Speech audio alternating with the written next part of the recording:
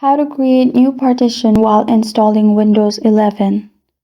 Hi everyone, it's Sophia to assist you today. Without any delay, let's jump right in. First, open Start, then click the Windows logo in the bottom left corner of your screen.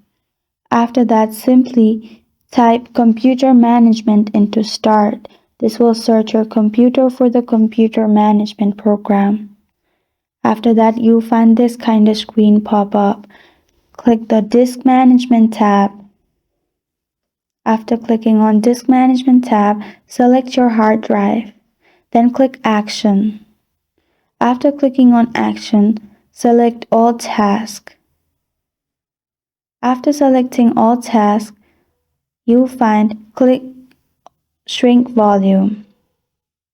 Determine your partition size in megabytes, then click on Shrink again. Select the new partition.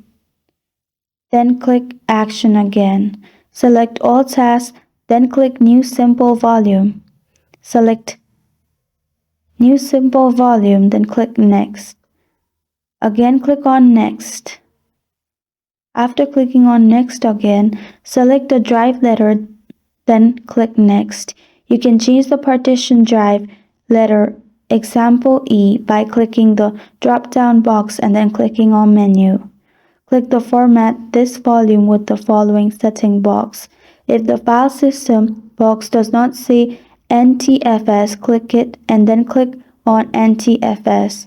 This will format your partition for Windows. And then click on Finish and you're good to go.